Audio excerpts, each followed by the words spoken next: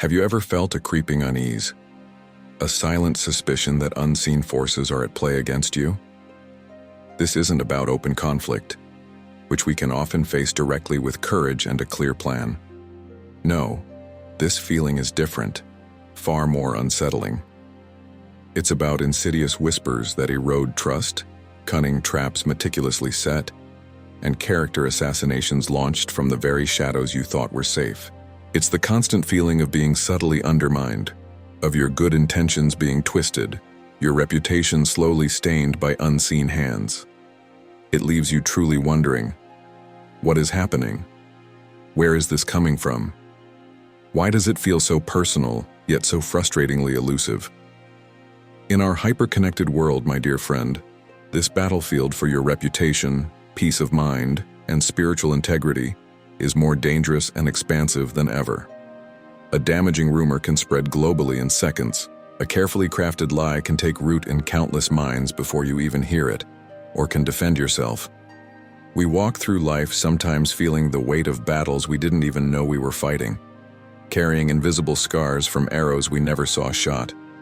This sensation of being targeted by what remains just out of sight leaves us with a pervasive vulnerability, a constant low-level alertness for danger we cannot pinpoint, making true rest seem distant. Perhaps you've sensed this in your workplace, where unspoken rivalries breed subtle sabotage. Maybe within social circles, where alliances shift and casual conversation becomes a weapon. Or most painfully, within the intimacy of family or close relationships, where betrayals are not overt shouts but a slow, insidious erosion of trust. This isn't just about external threats, it reaches into the very core of who we are, stirring self-doubt, fostering isolation, and planting seeds of anxiety where peace once thrived. We try desperately to rationalize it, to understand motives, but often, these hidden attacks defy simple logic or direct confrontation. It feels like trying to grasp smoke. This constant vigilance, this emotional and spiritual drain, can leave us utterly exhausted. It can dim our inner light, sap our energy, and make us question our own perceptions. We wonder if we're imagining things, if we're overly sensitive, or if we're unknowingly bringing these difficulties upon ourselves. This intense internal wrestling for clarity and self-worth is precisely what these unseen forces aim to achieve: to disarm us from within, to make us lose faith in ourselves and, crucially, in the steadfast God who promises to be our impregnable refuge. They seek to isolate us, to make us feel utterly alone. But what if, in the face of such elusive and devastating tactics, there existed an ancient, proven strategy, a divine wisdom that transcends time? What if there was a spiritual counterintelligence manual, not for earthly warfare, but for the unseen skirmishes constantly seeking to undermine our faith and steal our peace?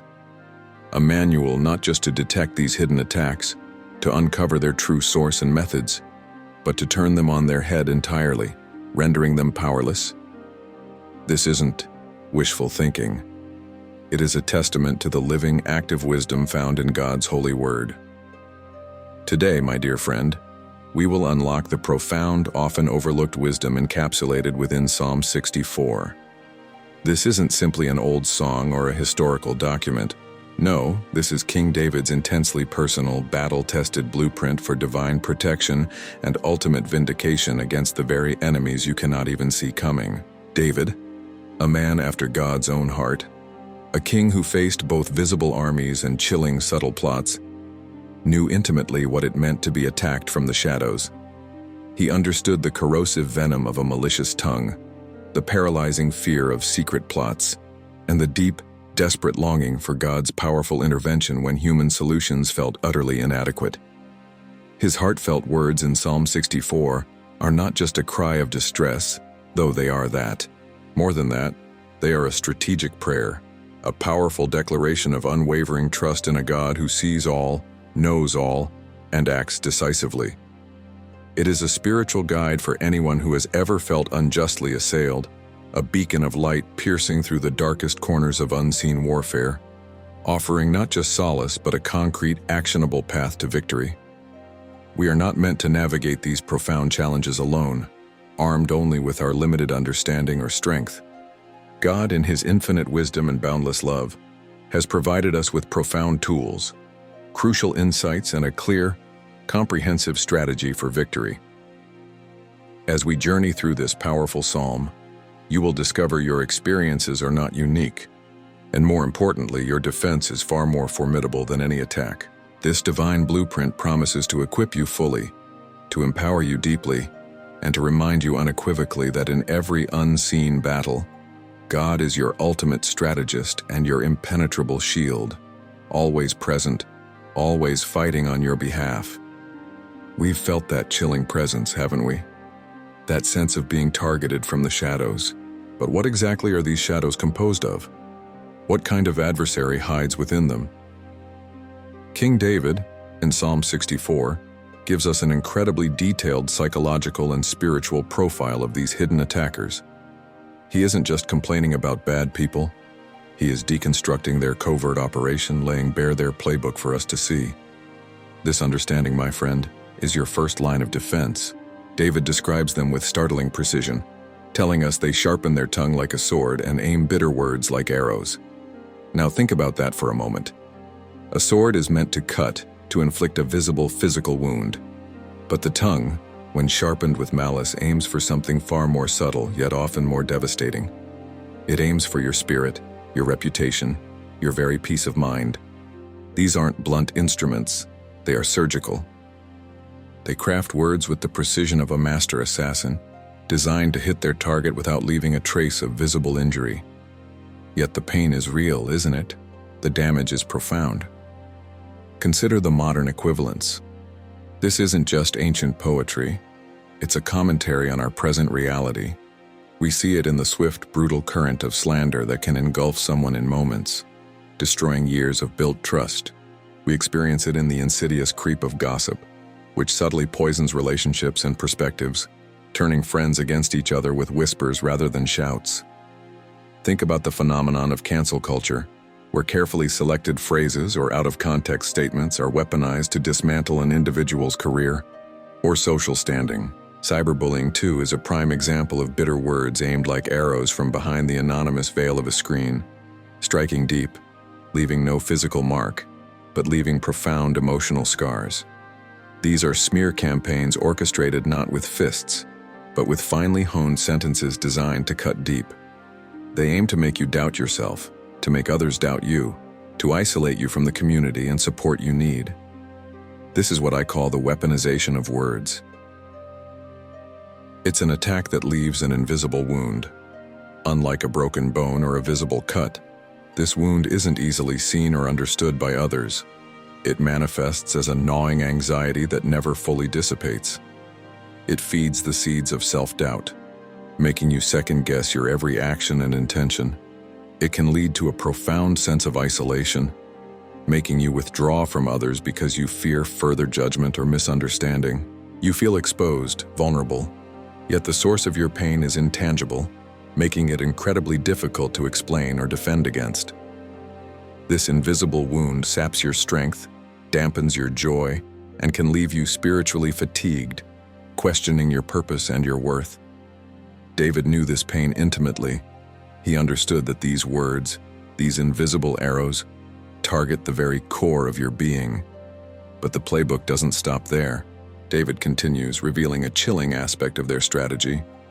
They encourage themselves in an evil matter. They commune about laying snares secretly. Here, we see the formation of malicious groups, isn't it? People who find strength, validation, and comfort in their shared negativity, in their collective desire to bring someone down.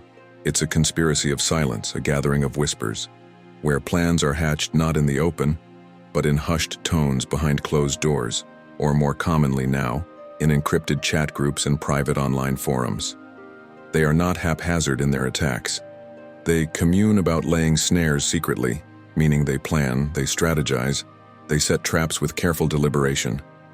This isn't just impulsive anger, this is calculated malice. Think about how this manifests in our lives today. It could be in the quiet scheming within a workplace, where colleagues conspire to undermine a project or a person for personal gain. It happens in social circles where reputations are subtly dismantled over shared cups of coffee. And online, these digital ambushes are rampant, Anonymity and distance provide a fertile ground for these secret snares. People can plot, spread misinformation, and launch attacks from behind the safety of a keyboard, feeling emboldened by the lack of direct accountability. The lack of face-to-face interaction often dehumanizes the target, making it easier for them to rationalize their malicious actions. David isn't merely lamenting his circumstances, he's profiling the enemy's modus operandi, their standard operating procedure. He is giving us critical intelligence about how these attacks unfold. He shows us that these adversaries are cunning, strategic, and often work in concert. They wield words as weapons, and they plot their moves in secrecy. Understanding these tactics, my friend, is not about dwelling in fear. It is the absolute first, crucial step toward effective spiritual defense. When you recognize the enemy's playbook, you begin to see through the smoke and mirrors.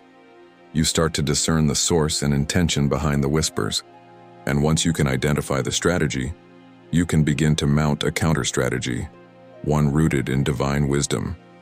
We've spent time unmasking the adversary, dissecting their cunning tactics, understanding how they sharpen their tongues and lay their secret snares. But knowing the enemy's playbook is only half the battle.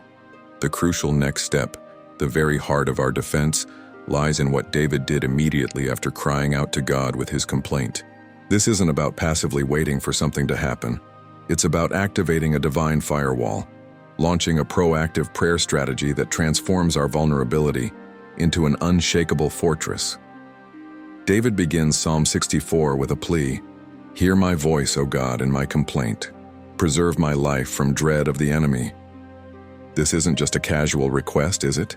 It's a deep, urgent cry. But here's where we often miss the profound strategy embedded within this simple verse.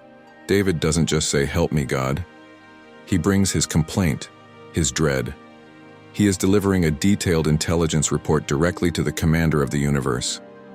This is prayer as spiritual intelligence gathering, a meticulous debriefing where we lay out every detail, every whisper, every perceived threat, directly before our heavenly strategist. Think about it for a moment. When a general receives a report from the field, they don't want vague notions of trouble. They need specifics. Enemy positions, their numbers, their weaponry, their movements, their intentions. Our God, though all-knowing, invites us into a similar level of specific, heartfelt communication. He doesn't need our information to become aware, but he uses our specific articulation to engage our faith, to draw us closer into his strategic partnership. This is the specificity advantage. Generic prayers, while sincere, can sometimes feel less impactful because they lack the focused intent that arises from truly wrestling with the details of our situation before God. When David cries out about his complaint and his dread, he is not censoring his emotions or spiritual discomfort. He is pouring out the raw, unfiltered truth of his experience, laying bare the psychological and spiritual toll of these hidden attacks. And it's this very specificity, this authentic vulnerability before God, that opens the door for targeted divine intervention. It's like providing precise coordinates for a rescue mission. So when you feel targeted, when those unseen forces begin to work against you, how do you engage this proactive prayer strategy? First, embrace the unfiltered cry. Don't feel you need to present a perfectly polished prayer to God. He knows your heart anyway, doesn't he? Bring your anger, your frustration, your fear, your confusion. He can handle it all. He desires authenticity far more than eloquent, insincere words. Tell him exactly how these whispers are making you feel, how these secret plans are impacting your peace, your relationships, your faith. There is immense power in releasing these burdens to the one who can truly carry them. Next, engage in naming the tactics. Instead of just saying, "Lord, my enemies are bothering me," describe what they are doing. "Lord, they are spreading rumors about me at work, trying to discredit my efforts. Father, I feel unseen forces trying to isolate me from my community, sowing seeds of discord. God, I sense a subtle but persistent attempt to undermine my confidence, making me question your calling in my life." Identify the specific weapons we discussed earlier, the slander, the gossip, the digital ambushes. This isn't about gossiping to God. It's about providing precise details for spiritual warfare. And finally, move from detailing the problem to requesting the countermeasures. David asks God to preserve my life from dread of the enemy. He's asking for specific protection, a spiritual shield against the very anxiety and fear the enemy seeks to sow. Go beyond a general "bless me, Lord." Ask for exposure of the hidden plots, for the reversal of their plans, for vindication where your reputation has been unjustly attacked. Ask for clarity, for wisdom to discern the spiritual currents at play, and for the courage to stand firm. Your prayer in this context isn't just words spoken into the air. It's a direct activation of a divine firewall, a strategic call for reinforcements from the heavenly realms. It is your earnest and specific plea that allows God to deploy His perfect strategy on your behalf, turning every hidden attack into an opportunity for His glorious display of power. We've spent precious time learning to pray, to activate that divine firewall by bringing our complaints and our dread, with specific detail, directly to God. But what happens after that prayer? What can we expect when we lay bare our hearts and our battles before the heavenly strategist? This leads us to one of the most encouraging and powerful truths found within Psalm 64, the divine reversal. This isn't simply about being protected, it's about God actively intervening, often using the enemy's very own strategies against them, leading not just to our revelation, but to their transformation, and most importantly, to our vindication. This is not about human revenge, my friend. It is about God's perfect, undeniable justice unfolding in His perfect timing. David declares with absolute confidence that God will shoot them with an arrow. Suddenly they will be wounded, so they will make their own tongue stumble, and all who see them will shake their heads. Think about the sheer poetry and spiritual irony in those words. The very weapons they forged, the bitter words they sharpened like swords and aimed like arrows, are turned back upon them. This is what I call the boomerang effect.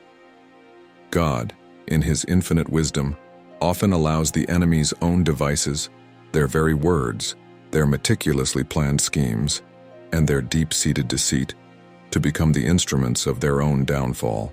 It's a precise, sometimes even humorous form of divine justice where the trap set for you becomes the trap that ensnares the one who set it.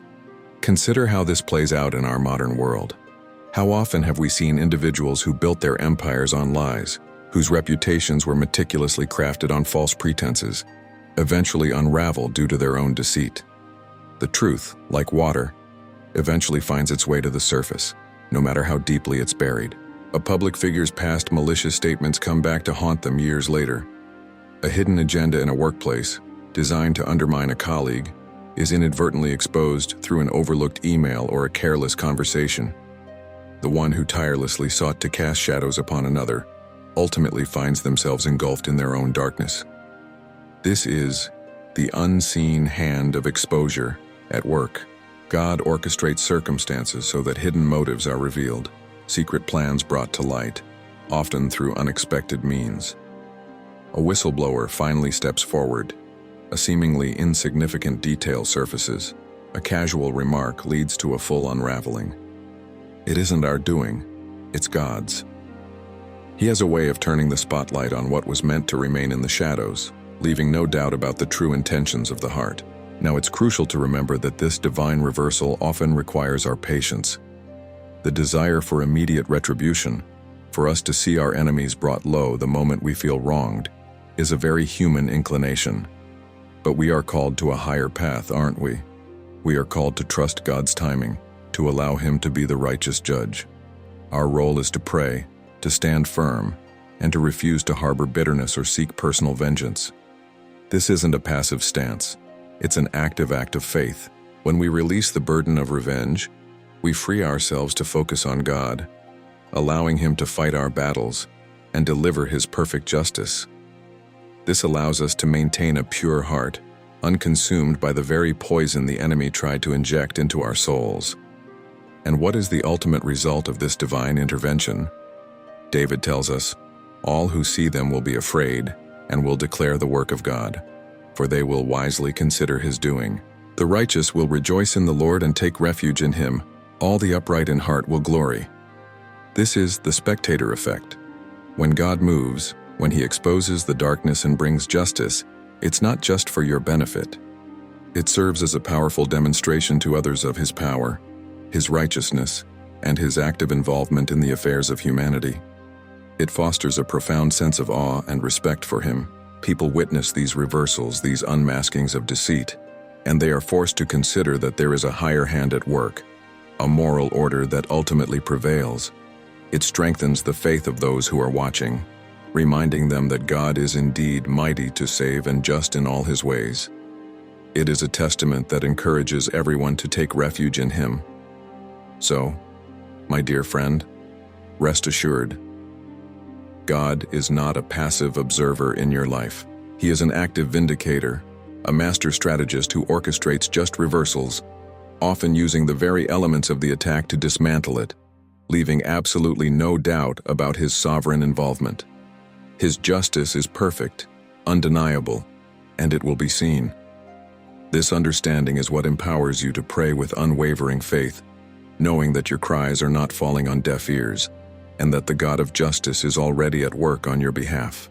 We've walked through the valley of unseen attacks, and we've seen the divine reversal at work, understanding how God intervenes with perfect justice. But what comes after the battle is won, after the whispers are silenced and the snares are exposed. Is our journey simply about moving from one defense to another? Or is there something more profound, a lasting transformation that takes root within us?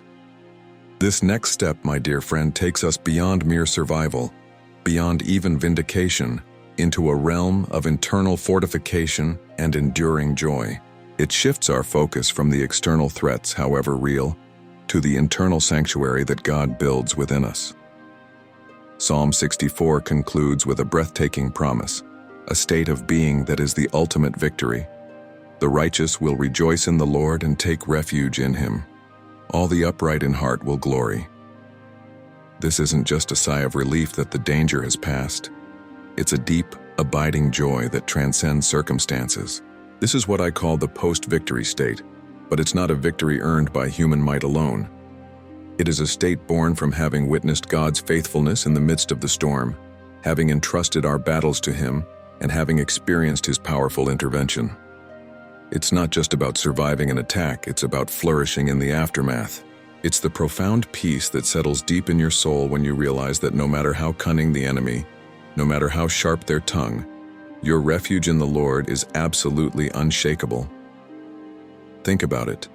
Before these hidden attacks, we might have had a measure of peace, a certain level of joy. But after enduring such trials with God by our side, our joy becomes deeper, more profound, more resilient. It is a joy that has been tested and refined, a peace that has proven itself steadfast amidst chaos. This isn't a superficial happiness dependent on external circumstances. It's an anchor for the soul, found only in the unwavering presence of God. It transforms the very landscape of our inner world. We realize that the very trust we placed in God during the heat of the battle wasn't just for that moment. It was building something foundational within us. This process of applying Psalm 64, of crying out to God, watching him work, and then resting in his justice, contributes to what I affectionately term spiritual immunity building. Just as our physical bodies develop defenses against illness after exposure, our spiritual selves become more robust, more resilient after navigating these hidden attacks with God. We learn discernment, recognizing the early warning signs of malicious intent. We develop an increased sensitivity to the Holy Spirit's guidance, quick to seek refuge and direction. Our faith muscles grow stronger with each trial overcome. Future attacks, while still unwelcome, no longer hold the same power to destabilize us. We know God's character. We remember his past deliverances, and this spiritual memory acts as a shield against fear and doubt. It means that the next time those whispers start, or a new snare is laid, our initial reaction isn't panic, but a calm, confident turning to the Lord, because we know his blueprint and we know his faithfulness. Our inner fortress has been reinforced, brick by each act of trust. So how do we actively build and maintain this inner fortress, this unshakable refuge? It comes through consistent, daily connection with God. It's not just about calling on him in times of crisis, but about making him the constant, abiding presence in your life. This means cultivating disciplines of Christian spirituality, daily prayer that is both specific and surrendered, diving into His Word, not just for information but for transformation, engaging in worship that lifts your spirit above your circumstances, and fostering genuine community with fellow believers who uphold and encourage you. This isn't a passive process. It's an intentional choice to make God's presence your constant reality. When you do this, your refuge in Him becomes less a temporary shelter and more the very foundation of your being. It becomes a place where your soul can truly rest, truly rejoice, even when the world outside is in turmoil. This psalm, then, is far more than a defensive strategy against external threats. It's a profound tool for discipleship. It shapes us, refines us, and draws us closer to the heart of God. It builds an enduring faith and a deep, unshakable joy that transcends any circumstance, any attack, any trial. It teaches us that true victory is not merely the absence of conflict, but the unwavering presence of God within us, making us strong and joyful, regardless of what the enemy throws our way. It is a testament to the transformative power of divine reliance, a promise that those who take refuge in the Lord will not only be protected, but will also find a deeper, richer life in Him. We have journeyed together through the ancient, yet profoundly relevant wisdom of Psalm 64, peeling back its layers to reveal a truth that liberates and empowers. We began by acknowledging the unsettling reality of hidden attacks, those insidious whispers and cunning snares that seek to undermine our peace and integrity in this hyper-connected world. We then dared to deconstruct the enemy's playbook, recognizing the weaponization of words and the deliberate secret planning that defines covert operations against our spirit. We moved into the strategic heart of the psalm, understanding prayer not as a mere plea, but as an active, detailed intelligence report to our heavenly commander, activating a divine firewall of protection. And we have stood in awe of the divine reversal, witnessing God's perfect justice as He turns the enemy's own weapons back upon them, exposing darkness and bringing vindication. Finally, we explored the inner fortress, the unshakable joy and spiritual immunity that are built within us when we consistently take refuge in the Lord.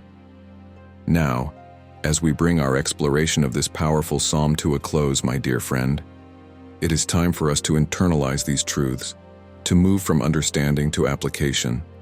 This journey is not meant to be a mere intellectual exercise. It is an invitation to a deeper, more courageous life of faith. Psalm 64 is more than a prayer. It is your divine blueprint, meticulously crafted by the Holy Spirit through David's experience, for understanding, counteracting, and ultimately triumphing over the hidden attacks that life inevitably brings. It teaches us to speak truth to power, to find our voice even when fear tries to silence us, and to trust in a God who is both perfectly just and limitlessly merciful. It beckons us to cast our anxieties upon Him, to rest in His unwavering sovereignty, and to find our unshakable joy, not in the absence of struggle, but in His constant, abiding presence. So, here is your personal challenge, a call to live out the profound truths we have uncovered. Don't allow the whispers of doubt, the arrows of slander, or the insidious snares of others to define your narrative. Your story is written by a much higher hand, a hand of love, purpose, and destiny. Don't permit these unseen attacks to steal your peace, your joy, or your testimony. God has equipped you with a spiritual armor, a divine strategy, and a direct line to His infinite power. Begin today, not tomorrow, to live this psalm. When you feel that familiar unease, that subtle suggestion of a hidden attack, remember David's cry. Turn to God, lay out your complaint with specific detail, and trust Him to act. His timing is perfect, His justice unfailing, and His love for you relentless. I pray over you now, my beloved friend. May the Lord guard your heart and mind from every subtle assault. May His wisdom illuminate every hidden snare, and His Spirit guide your words and actions with discernment. May His justice rise up on your behalf, silencing every malicious whisper and revealing every covert plan. And may you, knowing the truth of His unwavering protection, find yourself rejoicing deeply in His presence, building an inner fortress that no storm can breach. May your refuge in Him be absolute, and your joy uncontainable. You are not meant to merely survive these battles. You are destined to thrive. Now, as we conclude, I encourage you to share your journey. What hidden attack resonated most deeply with you today? What truth from Psalm 64 sparked a fresh hope or brought a new clarity to your situation? Share your thoughts, your experiences, your victories, and even your ongoing struggles in the comments below. Let's build a community of courage, a sanctuary of shared faith, where we can uplift and encourage one another as we walk this path together. Your story, your insight, could be the very light someone else needs to navigate their own season of attack. If this message has brought light into any dark corner of your heart, if it has armed you with new hope, then please click like, subscribe to our channel for more strategies for spiritual victory, and most importantly, share this with someone you know who needs this divine blueprint right now. There are many walking in the shadows, unaware of the powerful protection available to them. Remember always, my dear friend, you are not alone in the shadows. You have been seen, you are known, and you are loved by a God who is intimately aware of every whisper, every hidden attack. Your heavenly strategist has already designed your victory, and he is with you every step of the way. Trust him, engage with him, and watch as he transforms your battles into triumphs and your fear into unwavering faith.